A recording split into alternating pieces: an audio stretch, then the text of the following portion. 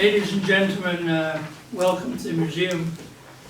This is the most unusual lecture you'll probably hear for evermore. We had a dry run through this afternoon and it was a total failure. Not really, was it? It was all right. In the magnificent St Giles Cathedral in the Royal Mile in Edinburgh, at the back, down below, there's a little place called the Thistle Chapel. And that is where the Order of Chivalry is presented every time a new Knight of the Thistle is presented by the Queen. And it's a little wooden chapel. And it's got wonderful wooden carving, and in the gaps between the carving are the plates for the Knights of the Thistle. Beautiful, enamelled, or even hand-painted in the old days. And we make these. And I was up there not that long ago asking for access to the Thistle Chapel. I said, I'm Mr. Kirkwood from, we'll just phone and find out if that's all right. I said, well, I'm going to the Thistle Chapel and I need to screw up one of the plaques. So I got permission and I went down there, and in about 10 minutes I was surrounded by German tourists with screwdrivers.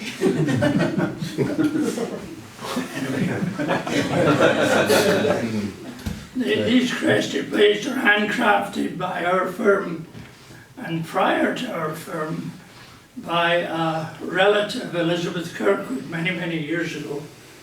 So it's 190 years we've been doing that sort of work. But Kirkwood Son, as you see, established since 1826. Yes, but I think we want to move on to it now. You want to move on? No. Hannah. So here we are. We're now in a modern little factory unit in the Leith, but family history, we can go on to the next one. You see that one? This was a clock that Gillian found in an auction, and it was made by John Kirkwood, who we did not know existed really. The firm really emanated from Perth, where James Kirkwood was a map maker and engraver, and was persuaded to come to Edinburgh and cut banknotes for Sir William Forbes. Hold on. I got interrupted, I'm sorry. What about you? Oh, move on. Well, I was still talking about the clock. I don't want you on to James Kirkwood. Oh yeah, right, okay. So it's very clear that moving on, the Kirkwood firm dominated banknote engraving, including the guinea note, which was quite 1782, quite a long time ago. Yes, Hannah, let's go. Yeah, and it's James's son. Got it.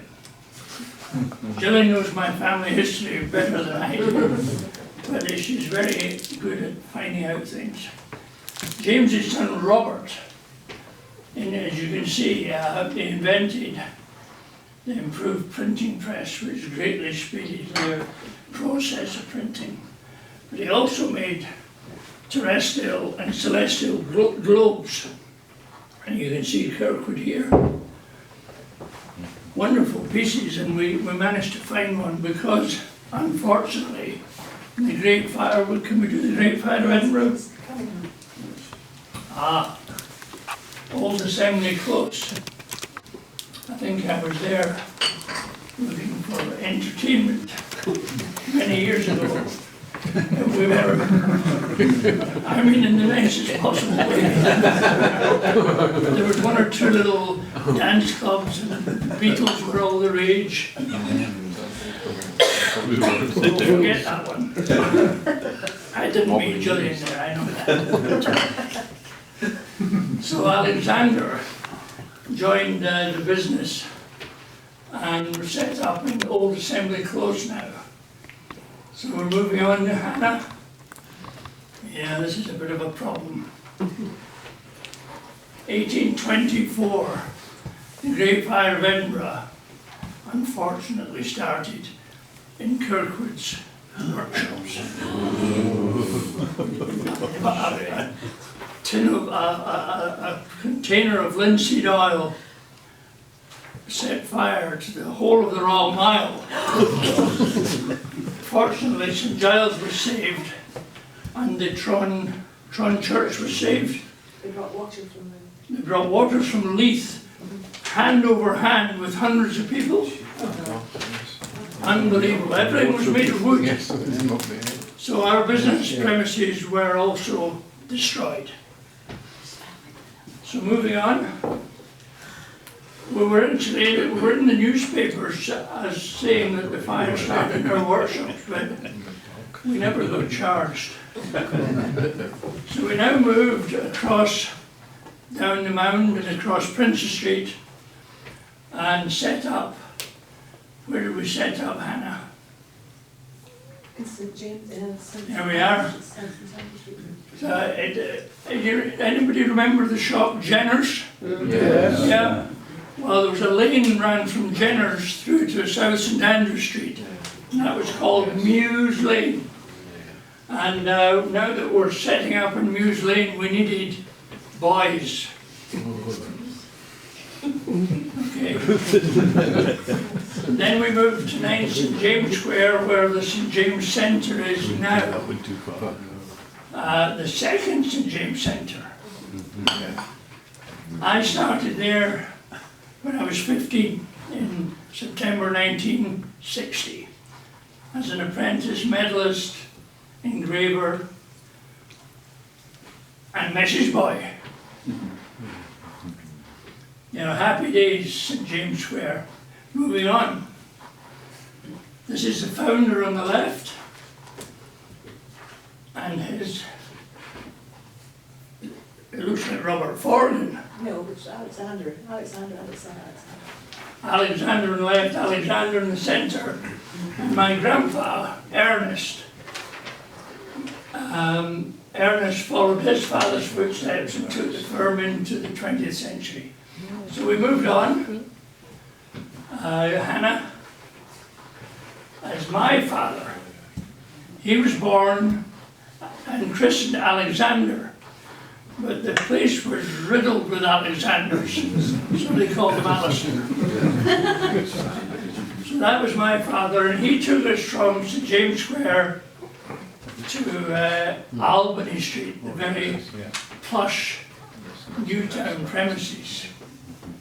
We spent many a happy year there, and then present day, that's a younger version of me on the left, and my youngest daughter Alison, who joined us in November, and she's a marketing expert and also very efficient.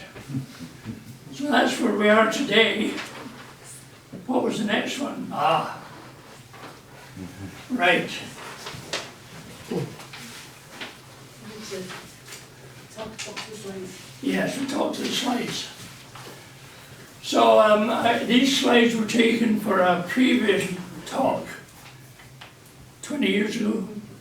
So they're not as professional as we'd like them to be, but they're all right. This is the start of making a medal. This is a billet of steel, which was sawing with an electric saw. Moving on, Hannah. We then put the billet of steel in the die that is now going to be a die into the lathe and getting it to the size that we wanted. This is one we made earlier. In fact, I should really pass that around and what happened? All right, we're all right. Thanks, Hannah. Now, in the old days, the die cutter would get his block of steel, and he needed to have a perfect surface. There was no fancy milling machines in these, we didn't have, it was all done by hand. And this is pumice powder in various different grades and he would sit there all day doing this with a cork and some wet pumice, gradually getting a surface on the steel until it was polished, bright finish. You can see the finish on that die there. It's a little bit rusted, it's a very old die. And it produced medals like this. So moving on, Hannah.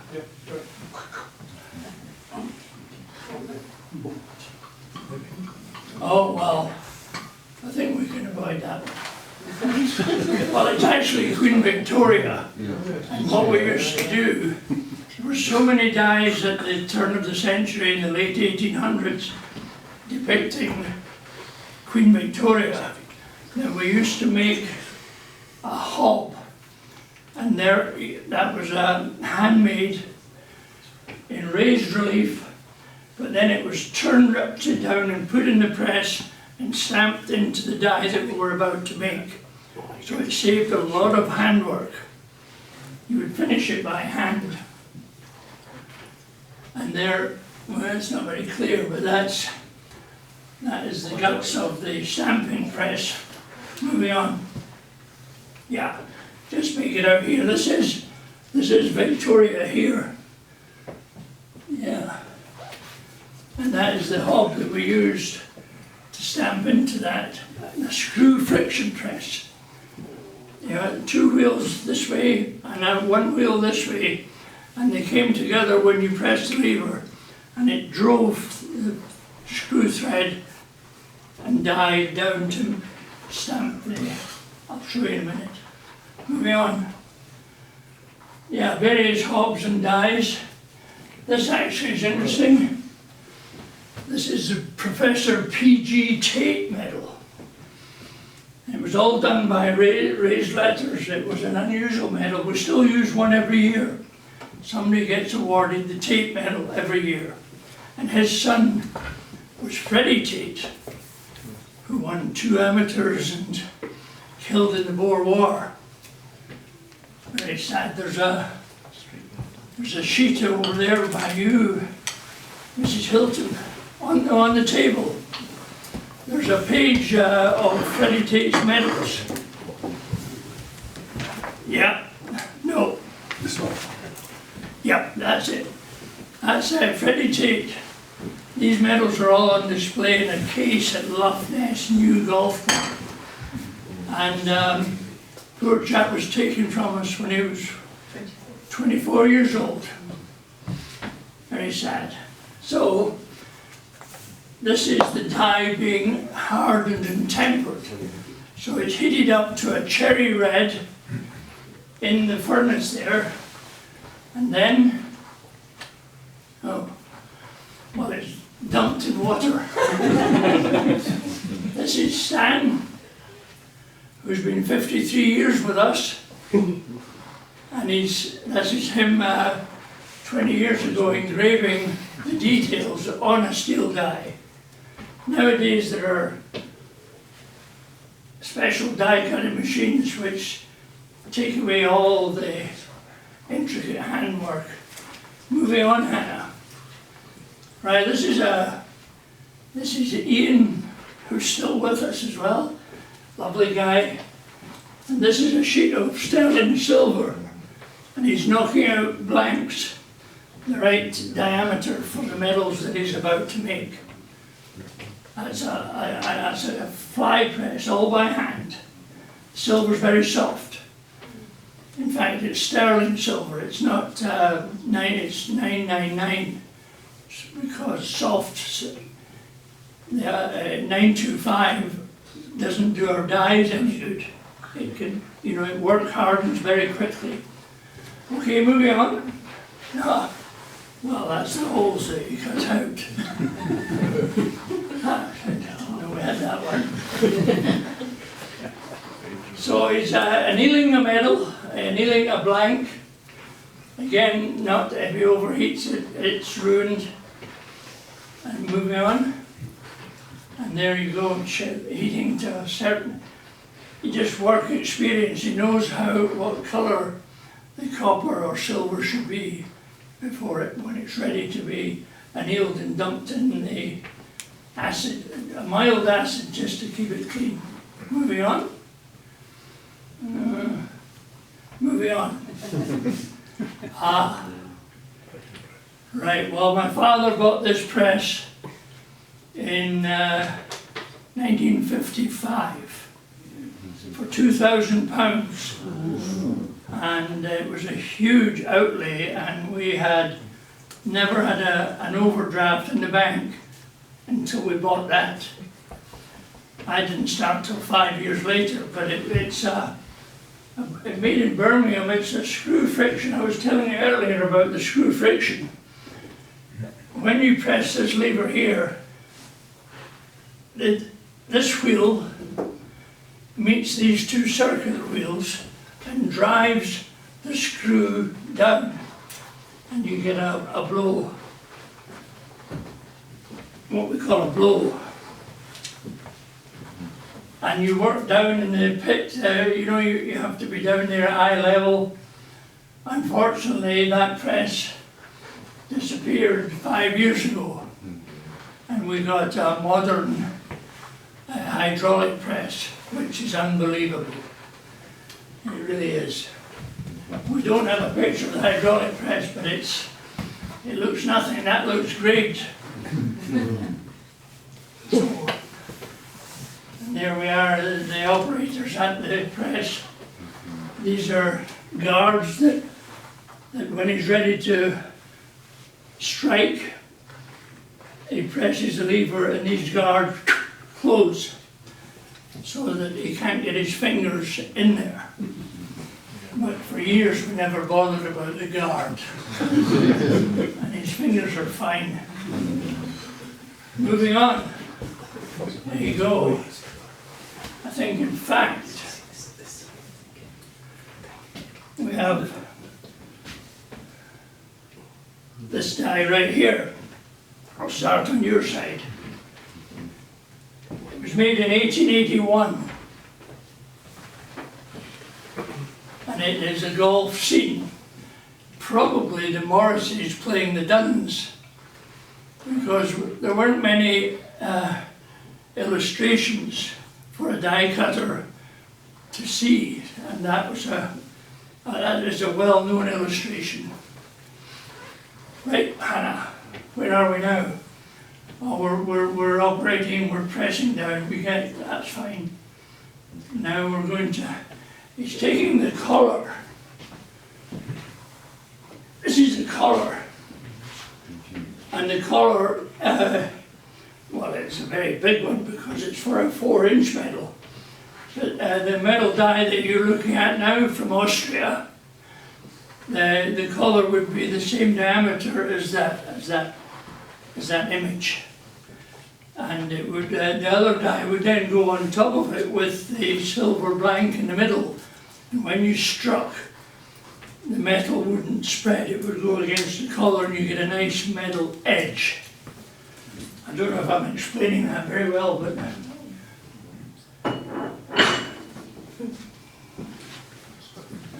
moving on. Yeah, that's showing you one die here, and the collar here. And then he's ready to stamp.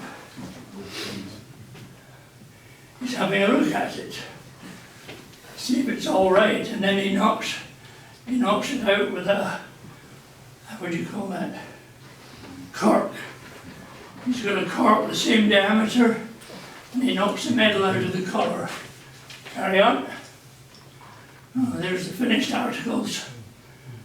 Well, there could be the same metal, is it, do you think? Graham, is it the same metal?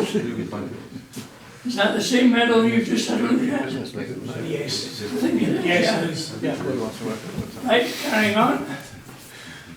Here we are at the workbench, doing finishing and engraving This is, should have had a pointer, Julian. This is racing driver medal that we did for Hamilton and Inches, Edinburgh silversmiths. And it's Graham Walk, Jeff Walk. He was a famous Scottish racing driver. So there we are, and here we have a medal for the Edinburgh Rotary Golf Club. A lot of handwork on that one.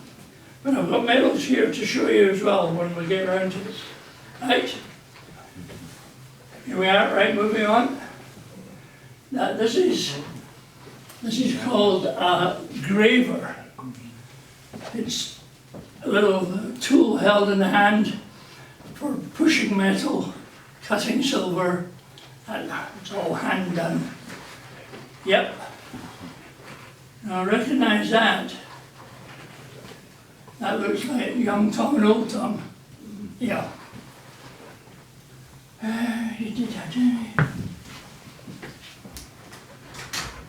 That would be what produced that.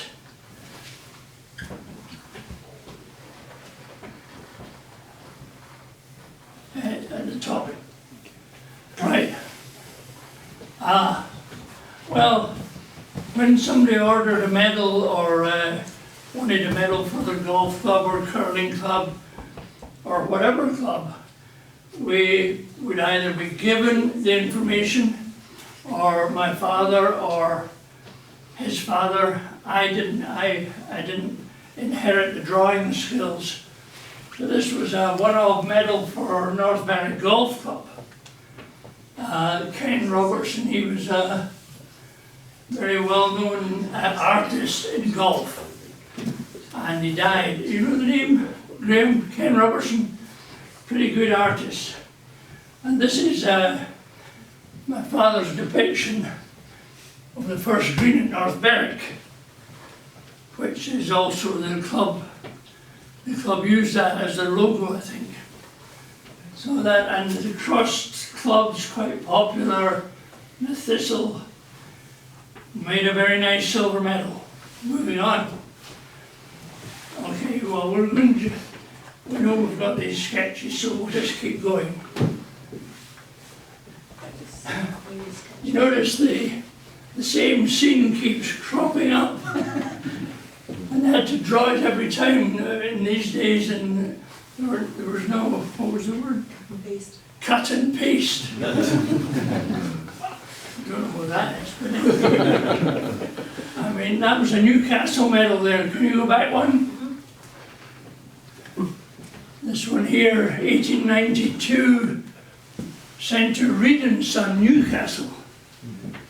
I don't know who they were. I do. Really? Kirkwood Son, yeah. 1873, quite an early medal. Moving on. This is in Edinburgh, Corstorphine. I like this, I like the way they've done a little vignette of the clubhouse there, you know. Moving on. More sketches, Burnt Island Ladies Golf Club. This was the Open at Muirfield. Champions medal won by Harold Hilton. I don't know where the medal is. No relation. Yeah, well, I knew that.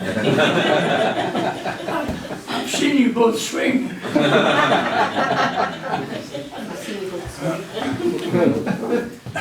This was a lovely original sketch that we actually got a friendly artist to do for us, and it's young Tom and old Tom, and the medal's going round, is it? It's Yeah, medal going yeah. round. But this was produce this. It's the biggest medal ever struck in Scotland. Here you go. Would you like to have it? Pretty heavy, what? Yeah, okay. Don't need to drop it on yourself. But that was all. Pretty big. No, you do that once. You got Basically shovels to... So of course, when the medal was struck, Yeah. that's what it produced. That's in the metal there is pewter. Didn't know what to do. And if you look on the back, you'll notice that there was a good golfer won it.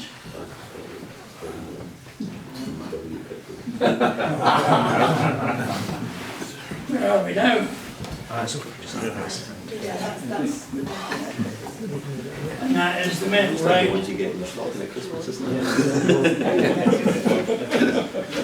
You're not getting the chocolates yeah, this is the one. If anyone's struggling with the big day, you can just leave it on the Yeah, leave table. it. I don't want anyone to drop it. Just leave it back there. Break. Cause serious injury, I'm sorry about that. That's okay, that's okay. Well, I don't know if you can all read that, but Tell them about the the William IV gave a gold medal to the RNA. You'll know that, Chris. In 1834, and 4 years later, the Queen Dowager, that would be Adelaide, Queen Adelaide, presented another, which is known as the Royal Adelaide. And you also know, Chris, that you get a miniature of that. Every captain every year gets a miniature of the Queen Adelaide medal, and as it so happens, this is extremely valuable. It's from my own collection, and I'm hoping to wear it one day.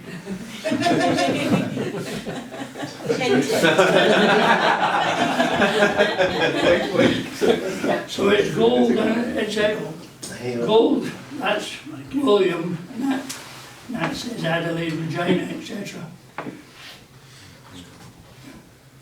You're very quiet. Just where you left the St Giles Cathedral that day, and we were in Albany Street. I was able to go down the Coburn Street to the station, and then across the Princes Street to Albany Street.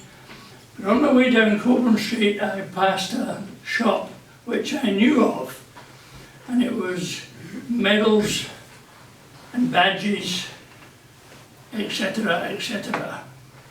So I popped in. Oh, he said, "Hello, David." He said, "No, I've no golf." I said, "Are you sure?" "Well," he said, "I did buy some military medals, and one of them has golf clubs on it, but it doesn't say what it is. That's it there." I actually bought the Adelaide medal. There's no danger of me ever wearing it, but this gentleman behind you, he has one. Chris Hilton, he was captain of the RNA about 5 years ago. Is it the same as yours? I've not seen it yet. Right. I need to take it home to compare. I know. We have a metal detector at the exit. Where was I? Okay. So, Gordon Patrick wrote a book on the medals of Scotland, and it's a wonderful book. Medals going way back in time, but one page consists of this is George Glennie. This is just that typical scene that you've seen before. Curling scene, curler. We've got one. Got one here, yes. You'll see it later on. Righto. Lady Golf. That die was cut for Westward Ho Ladies Golf Club in 1868. I have the only image of it right here on the table. Moving on. Yeah, this is the Westward Ho one again. This is the Glennie medal here. Carry on. Carry on. There you go, that's Christopher, that's the Queen Adelaide medal. And there's George Glennie. And every year at the autumn meeting, a miniature is awarded, and it's the same image as this on a little gold medal. It's actually silver gilt, but we charge them for gold. He's not joking.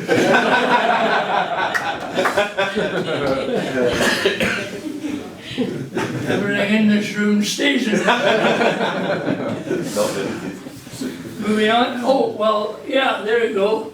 This is from our ledger from 1882, I think. And it's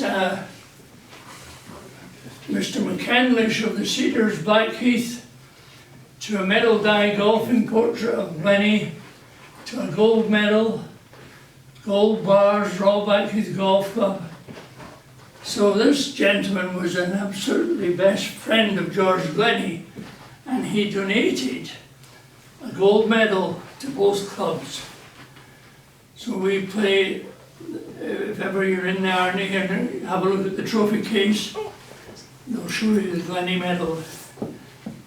And Royal Blackheath have one, and the RNA have one. And it even gives you the weight. And it was 18 karat gold, 30 pounds. It's unbelievable. 22 karat mounts. Just amazing, absolutely amazing. About how many? 2 ounces, 15 pennyweight. You know, can you imagine that in gold today?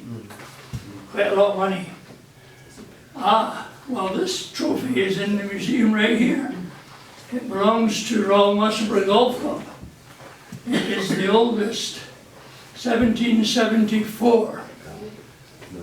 And when you won it, you had to buy one of the, make one of these with your family crest and put on John Smith, 1822 or whatever. So Hannah's got the trophy through there, and she parts with it every year for the Royal Musselburgh Golf Club annual dinner. And the guy who wins it has to make a speech, whether or not he's a good speaker or not. Oh yeah, well here we are, we're showing a bit of it already, yeah. That's my great. He looks a little bit like me. No, he doesn't. No, he doesn't. Moving on. Yeah. Yeah, you've seen that die going. It's amazing how deep it's been cut. And the reason for it is on the medal that went round. He died, and his sons made the die, struck medals, and gave a medal to every one of their father's good friends. Most unusual and terrific. So we've got one medal. Well, we might still have one medal.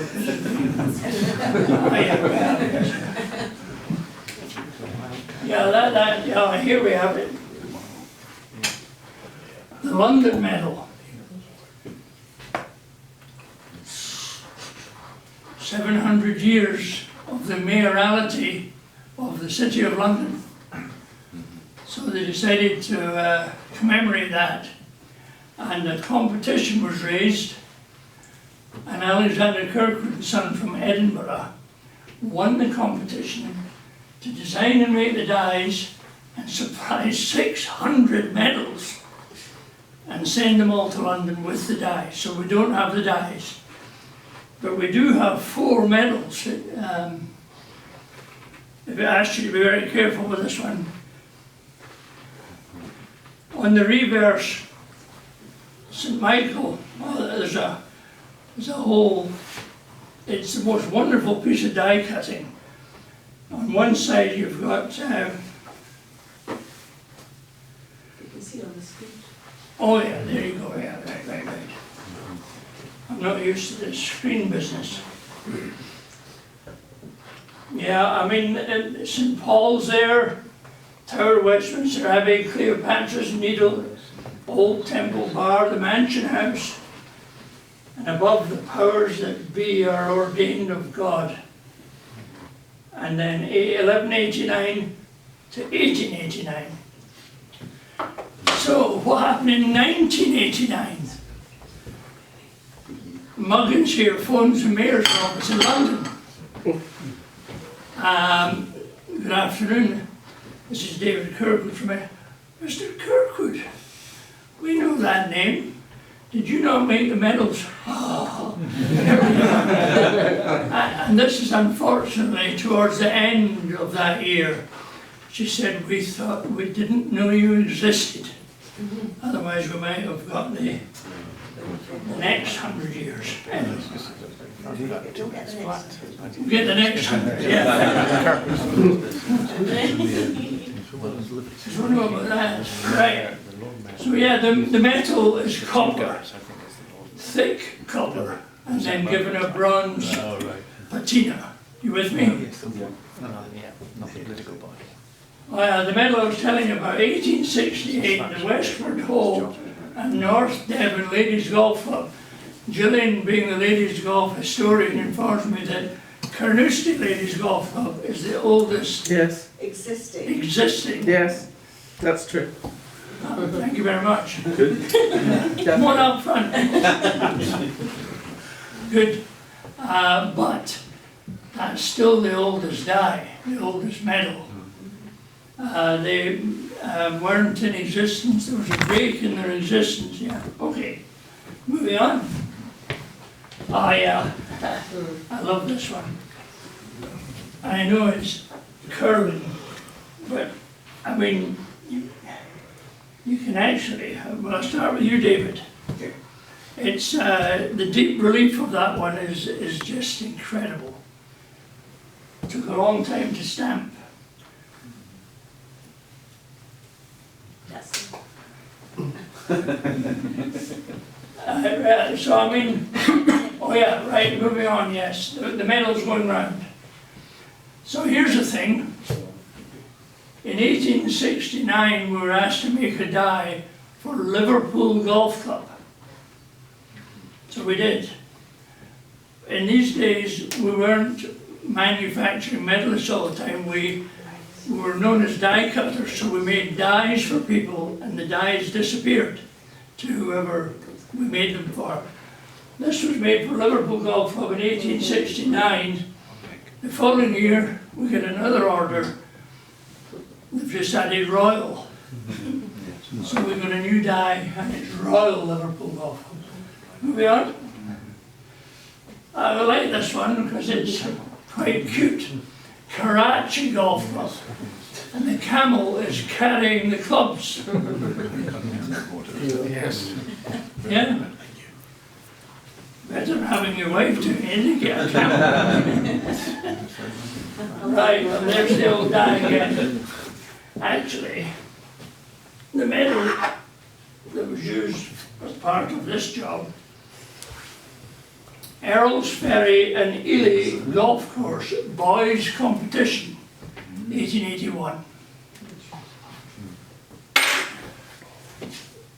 Right, you notice I didn't bring a lot of silver medals. Yeah. But there, here we go.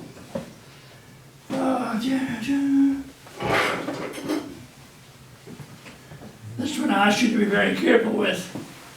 It's 1897, presented by Knight Watson. It's all handmade. The lettering that you see in various places is individually cut out and then soldered on in position. Every letter hand pierced and then soldered on in position. It is a work. It is a work. It's a fantastic work. Burgess. Yeah, Burgess, Edinburgh. You don't pay for it anymore? No, that's because they don't own it. Lovely medal. Yeah. And a good weight, you know, solid silver. Moving on. full marks to the person who can read this for me. Golden Elizabeth Berwick. wedding of Robert Forgan and 1840. Elizabeth 1899. Golden wedding. Berwick. The reason why this is impressive is not because it's backwards, but because she had a cataract operation 2 days ago. Very pleased with that. Wow. So at the bottom there, from their 23 grandchildren. Isn't that lovely? I only have the one side. I don't know where I'm assuming Forgan himself was on the other side, but it has disappeared. Moving on. Oh, we do actually have that die here, Hannah, don't we? Yes. I don't think he'd have an autograph. Well, you've seen a good image of it anyway, but this is the die for that one. What's the next one? David Lim.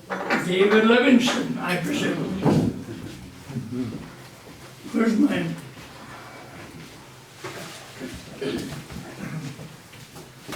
I'll see if I can find the David Livingston. This is a very good image of David Livingston, the explorer and it is awarded one medal in silver gilt, but it started off in gold. And it was awarded by the Royal Scottish Geographical Society, and it's awarded every year to people like Ranulph Fiennes, the Duke of Edinburgh. There's always somebody pretty. Sir Richard Attenborough. David.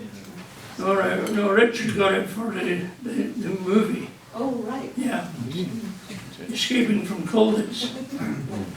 No, I'm sorry, I'm just kidding. Graham, are you coping with all this? Admirably.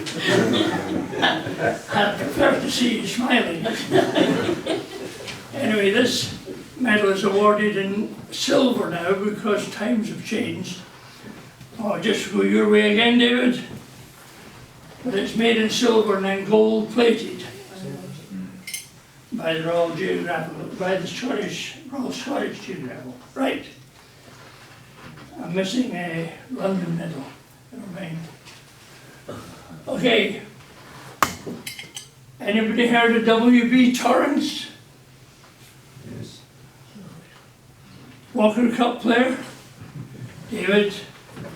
So there were a lot of open tournaments in these days, and he nipped up to Cruden Bay and won the Scratch Award in 1913.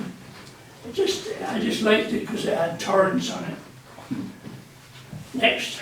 Well, now this one's quite interesting. Thank you very much for looking after the medals. I forget that. So here's the medal. It's got crossed rifles here, shooting, so it's obviously not a golf medal, right? On the back it says, monthly challenge medal number 16, OR Abstainers Company, Edinburgh Rifle Volunteers. So they didn't drink.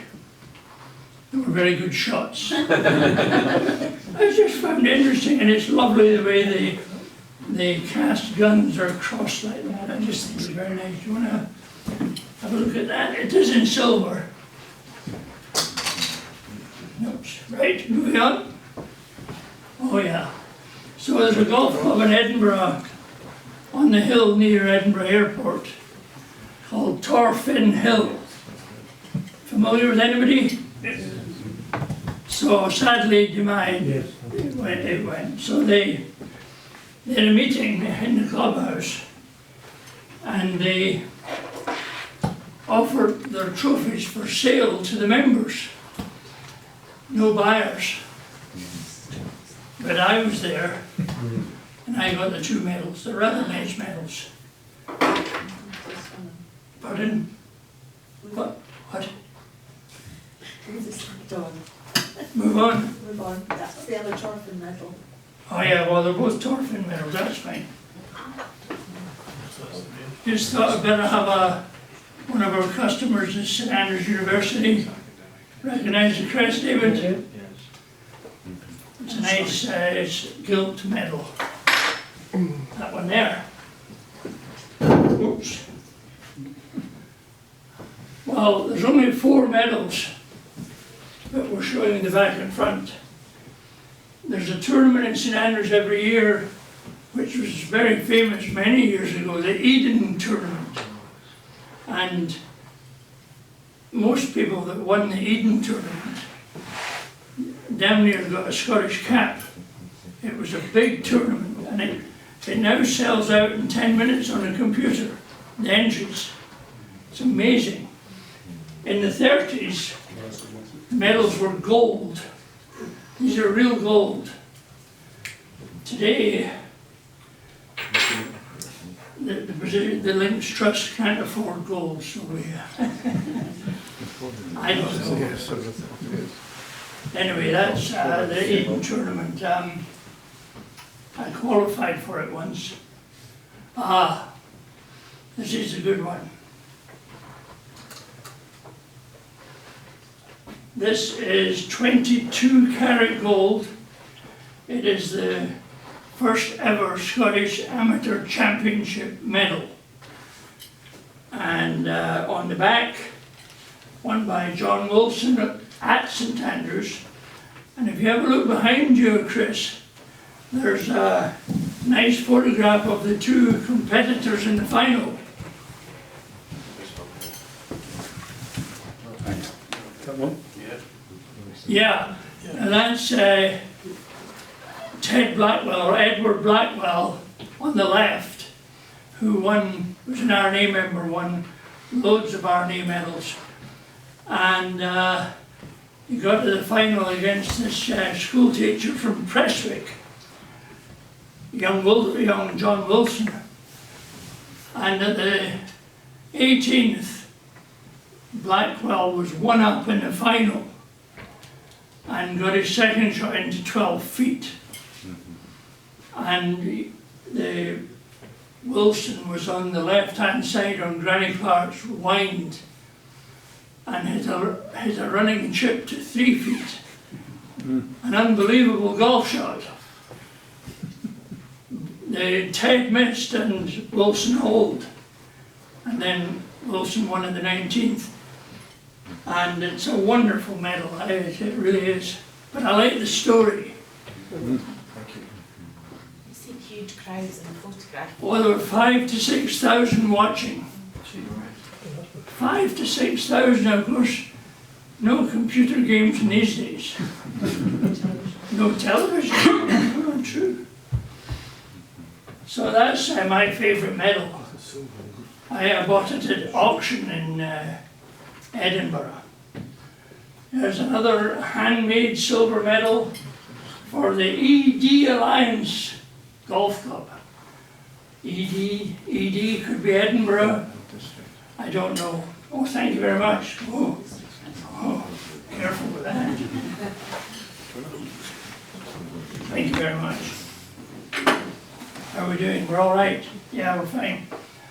Now, I do like this one.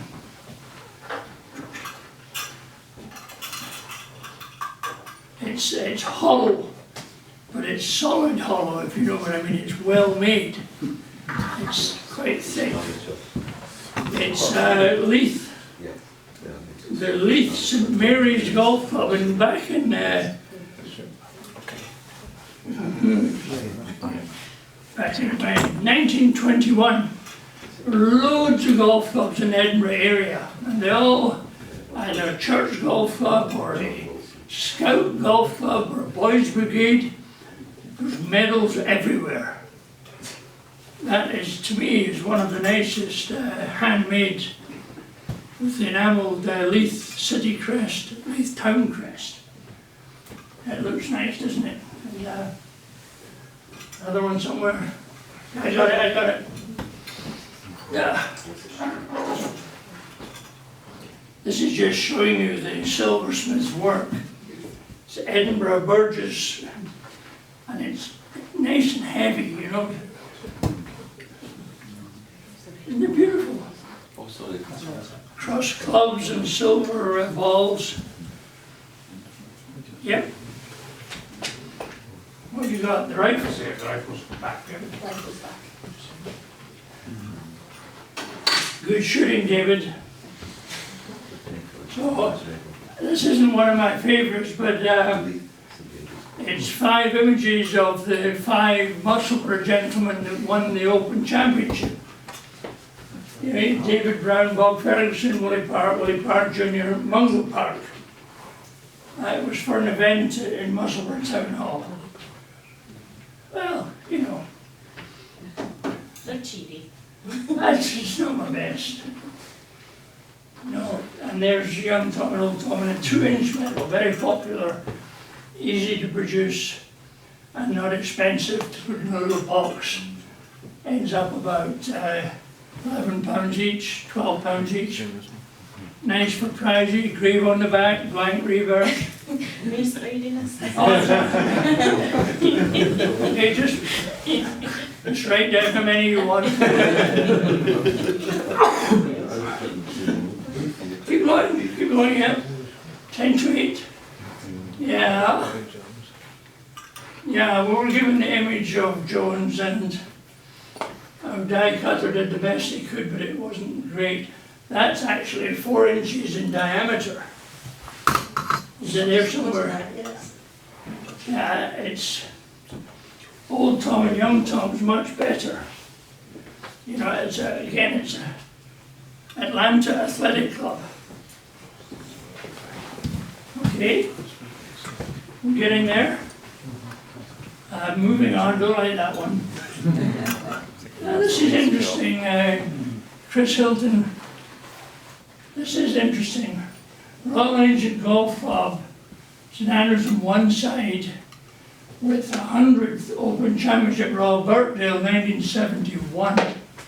On the other side, nothing at all to do with William Park, first winner 1860. And it's not one that we made, I acquired that somewhere. It's just unusual. It's quite good at Willie Park. Okay. Not all medals are round. This is Morfontaine in Paris. Nice, I like it, I like the shape. We did not make that, but it's now. I played the course. If anybody wants to go to Paris, that is a wonderful golf course. Morfontaine. Extremely private. You need to speak to David Hamilton if you want to get on. The honours course at Chattanooga, United States Mid-Amateur. They gave me an order for these medals in silver, inch and 3/4, and every competitor was given one. It was an unusually good order. There was sterling silver. Is it gone? I think it's here. That's the one, yeah, it's a nice little medal, but it's United States Golf Association.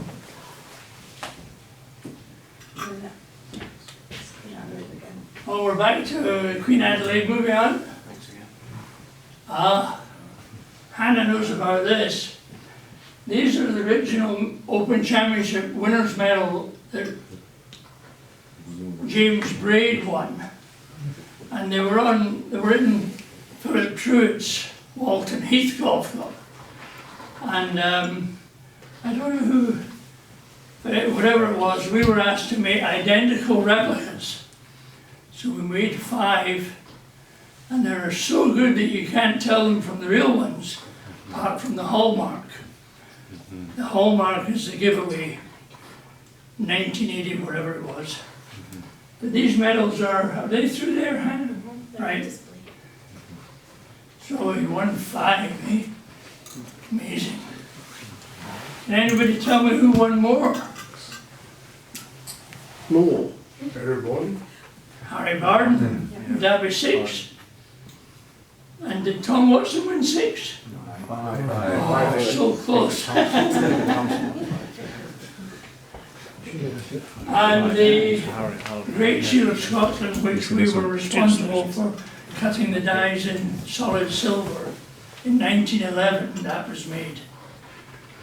But moving on. Oh yes.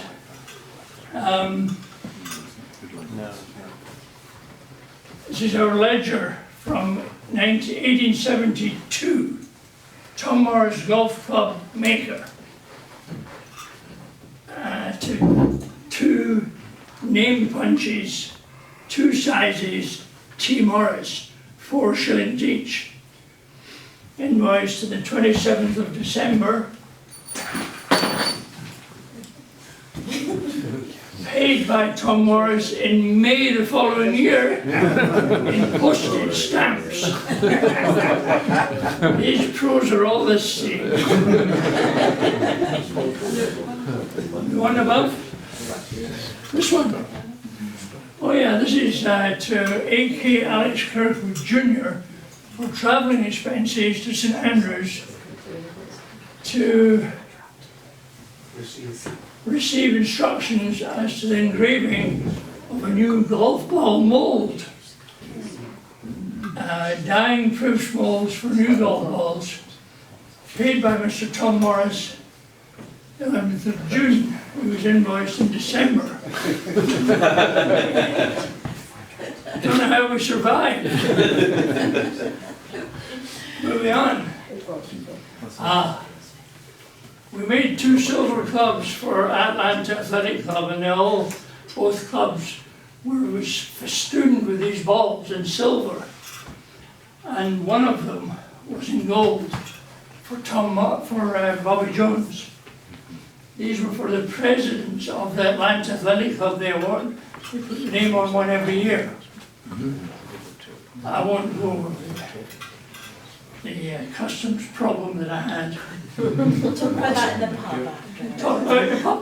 Yeah. Suffice to say that I did have a problem with customs until he unwrapped, when he found out there were golf balls, and then he found out they were for Atlanta Athletic. Then he saw the gold one. Bobby Jones. Winning one? No. Are you winning one? No. Neither am I. And I get to make them. So they look quite nice. These are miniatures that they wear. Moving on. That's the last slide, David. Oh, well, That's it. here endeth the lesson.